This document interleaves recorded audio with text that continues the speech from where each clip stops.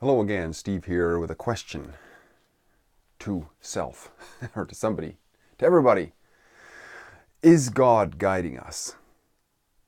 It's a good question, isn't it? I mean, it's probably no surprise that pretty much every civilization, every tribe, and so on has had gods or a god or mystical beliefs or what have you. So there's got to be something to the human nature, if nothing else, that this is a prevalent trait among different groups, very disparate groups of human beings. And I think this grows out of our, if nothing else, say set aside beliefs for a moment or ideologies for a moment. At least I think we could agree that there's the potential that it could grow out of our mind. I mean, even those who are very much believers in a god or various different gods. Okay, to you I speak right now. If yours is the truth, you might say that, okay, well then the other people, like the people who have hundreds or thousands of gods or whatever, that's all just in their mind, right? So to that extent, you would agree that you're atheist towards those gods at least. But, I think there's something to it in terms of a pragmatic value for sure. Didn't get the light on today. In terms of a pragmatic value for sure.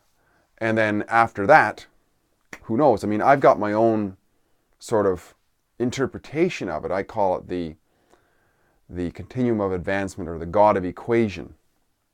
And it's an order of creation basically. It's like, I am created, therefore there must be creation or some sort of creative process. And if somebody wants to call that God, I'm fine with that. I don't care. I mean, yes, mom and dad got their thing on one night, for sure. But they didn't come up with how the sperm works, and they didn't understand the whole thing. So there was a lot going on behind the scenes that they were just part of. They were part of that momentary passion, which resulted in me individually coming on the scene, and likewise the rest of us. So there is more to it than meets the eye, and I'm not the difference between maybe myself, the way I look at it, and the way others might look at it sometimes is that I try not to subscribe to a prescription that this book has all the answers or whatever. It's about learning from wherever I can. But in terms of the concept, right? Like, we have a creative ability to create things. Somebody made this notebook, for example, took Earth resources and put that together. And there was a steps in the process or whatever. So, I'm here. I didn't create me. Mom and dad were part of the process, yes, but the rest of it they didn't. So I'm not going to try to chisel that down into some trinity or whatever. But nevertheless, it's there. But on the other hand, there are those people who definitely believe dogmatically in what it is that they believe. And to some extent, to a great extent, it works for them. Like, I have this friend of mine who I work with quite a bit. He's very fundamentalist, religious in a fundamental way. And he certainly believes that whatever he does, it's not him doing it, it's God. And so that could be a whole discussion right there, right? So he makes decisions which appear to be delusional at first. He just makes a decision sometimes. And very often it works out for him, that it was the right decision. Not always, but very often it does.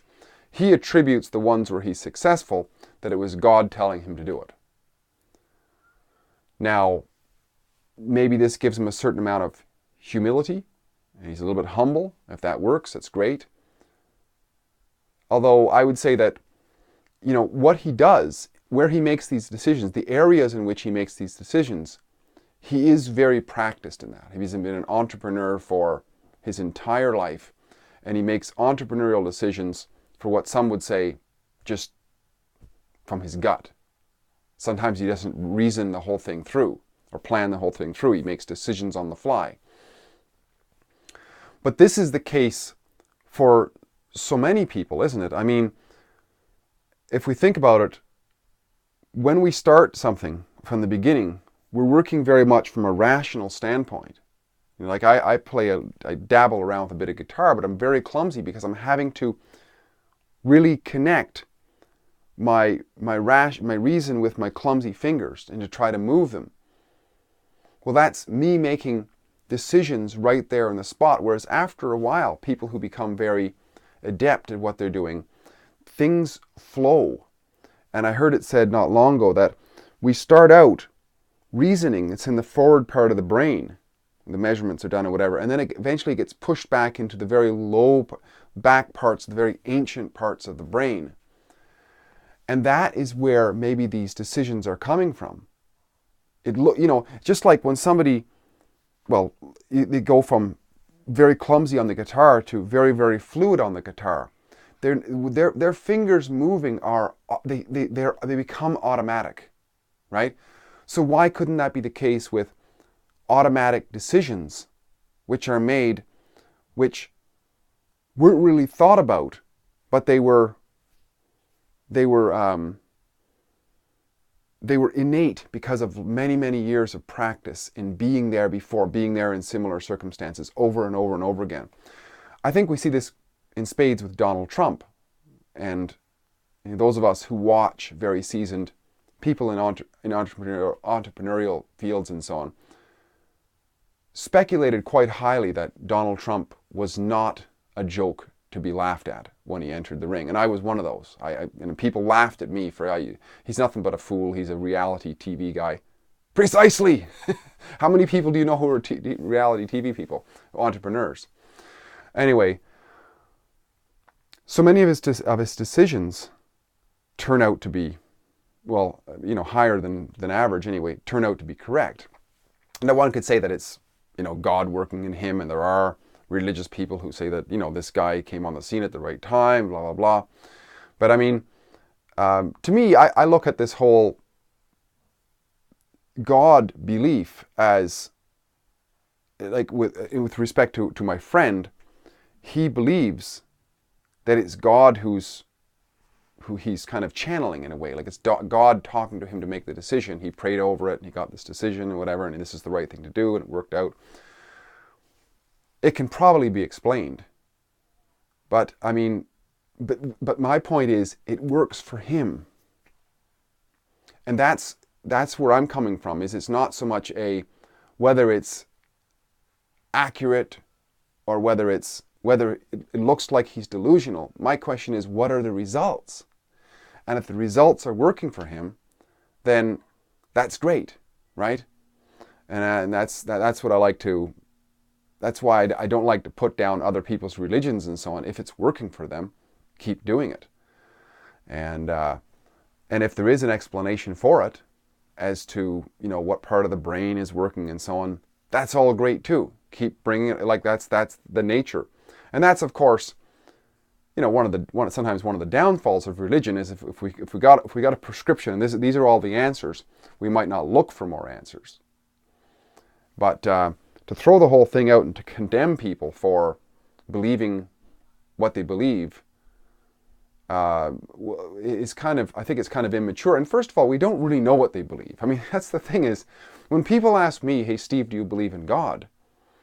The first thing I have to say is, I have to ask back is, what do you mean by that? I mean, that whole question is so packed up in so many discussions. Discussion could go everywhere. What do you mean by belief? What is God to you? Like, describe to me what God is to you.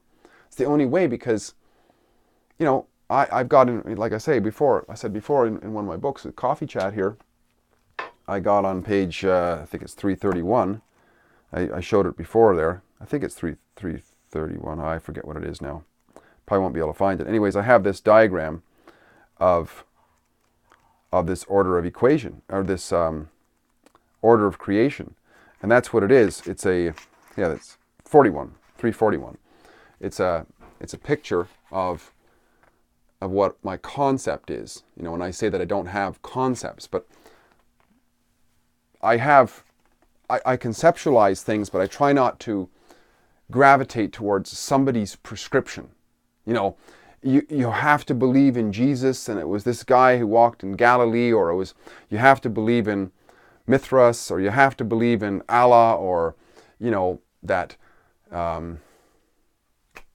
Krishna fought with whoever and he was riding in this chariot on this day and whatever. I mean, all that's it's all interesting stories. I mean, it's like, let's read the story and have a discussion. What can we learn about it for ourselves today? Let's not project ourselves way back. So yeah, I would say that I do learn a lot from people. And this guy that I know is quite religious. I learn a lot from him because, I mean, he's achieved so much and he attributes it to that.